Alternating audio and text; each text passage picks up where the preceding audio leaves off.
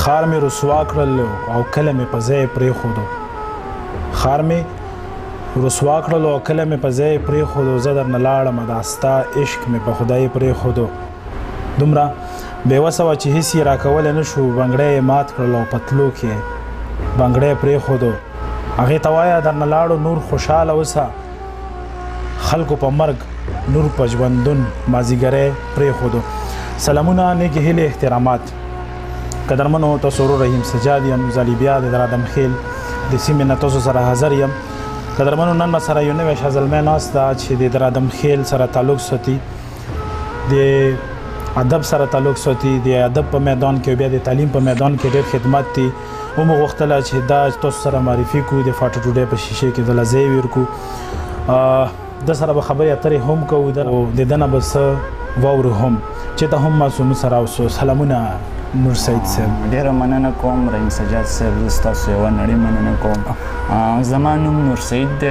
او په ادبي دنیا کې په نور سعید نور اپریدي پیژندلی شم نور سعید مې نوم دی او نور مې تخلص دی او افریدی یم زه د دره ادمخیل قوم زرغونخیل تلمخیل سره تعلق لرم په شګیوال کلي کې پیدا شوی یم په 1997 کې او ابتدایي زده کړې مې د خپل کلي سکول ګورنمنټ های سکول شپلکیوال نه کړي دي او بیا د هغې له پسه په ګورنمنټ های سکول در ادمخیل کې مې میټرک پاس کړو او بیا د نورو زده کړو دپاره ګورنمنټ کالج پېښور ته لاړم د هغه ځای نه مې اف ایس سی وکړه په کمپیوټر ساینس کې چې څوک ورته اف سی ایس هم وایي او بیا مې هم په دې کالج کې په د ګریجویټ دپاره اډمیشن واخیستو او په هیلت اینډ فزیکل ایجوکیشن مې ګریجویشن وکړو او اوس د پېښور یونیورسټۍ نه مې یعنې د پېښور پوهنتون نه مې د پښتو ډپارټمنټ نه ماسټر په پښتو ادبیاتو کې شروع دی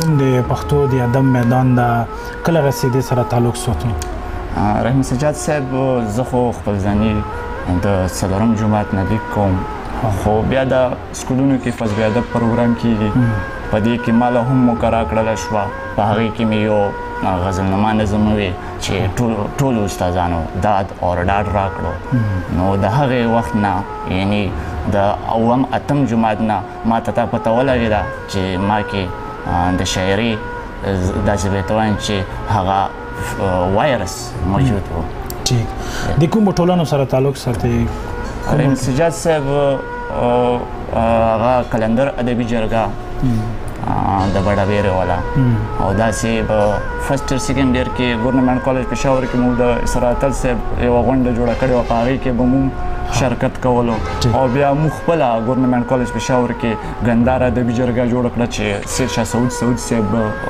زموږ مشر و هغې کې هم او دارنګه په اشنغرۍ کې سهو ادبي جرګه ده هغې ته هم لاړ یم او دارنګه پېښور یونیورسټۍ پېښور پوهنتون پښتو اکاډمۍ کې ادبي ستوري چې کوم دي بسین صاحب په صدارت کې هغو ته هم سم نو خپلې ادبي هلې ځلې برقراره ساتم چې کوم د نوست ملګري دي چې کوم د فاټو ټوډۍ کتونکي دي مو باندې به داسې څه پیرزو کوي چې موږ هم ترې خوند واخلو او دا کتونکي هم ترې خوند واخلي رحیم سجاد صاحب زه به تاسو سره یو کلام شریک کړم چې په هغه وخت کې مې د مینې نه نفرت شروع شي په هغه وخت کې مې د مینې نه نفرت شروع شي د منافق سړي چې زړه کې محبت شروع شي مننه او هلته کې نه کینم هلته مې ضمیر نه پرېږدي هلته کینه کینم هلته مې ضمیر نه پرېږدي په کوم محفل کې چې د چا پسې غیبت شروع شي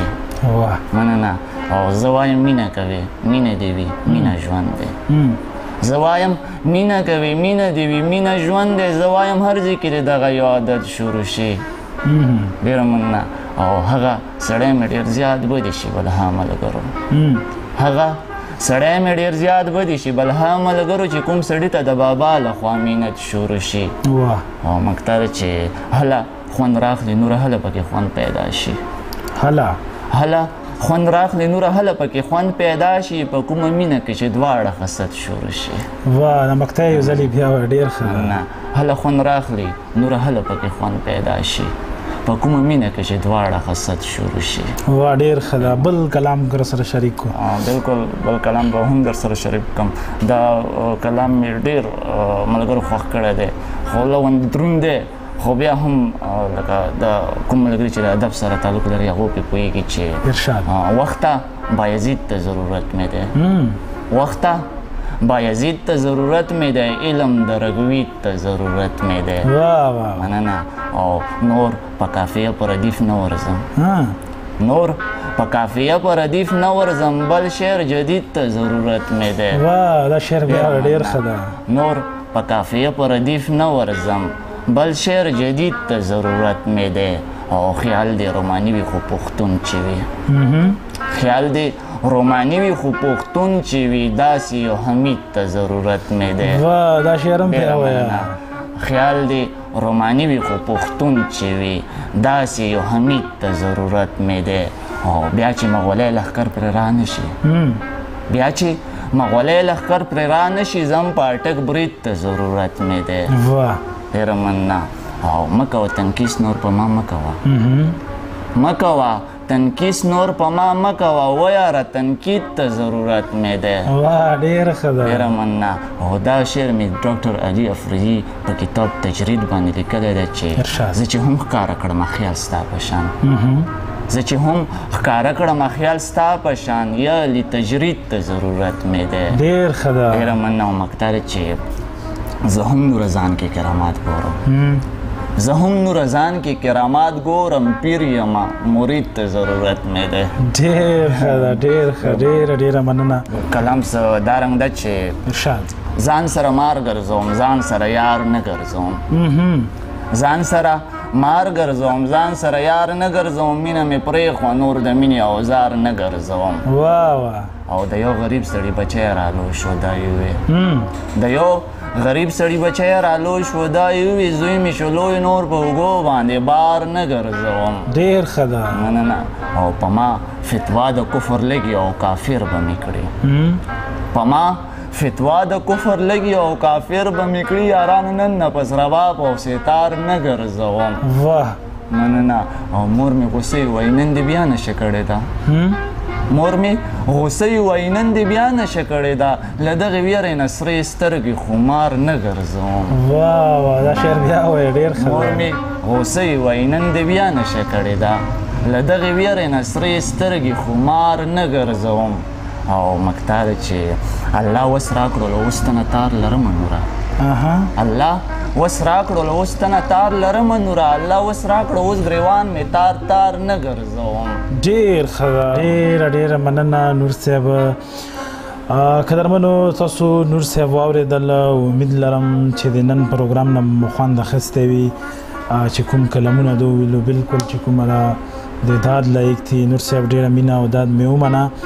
قدرمنو د نور صاحب په دې شعرونو باندې نظر رخصتي اخلم چې داسې خبرې مې مازغو ته راځي د چا چې وښکې ولیمو ته راځي او هر چا ته خپله ګټه یوړه لاړو تش تاوانونه پښتنو ته راځي. دې شعر سره قدرمنو رحیم سجاد و نور صاحب لویر کو اجازات په لویه لمسپارم. السلام علیکم ورحمت الله وبرکاته.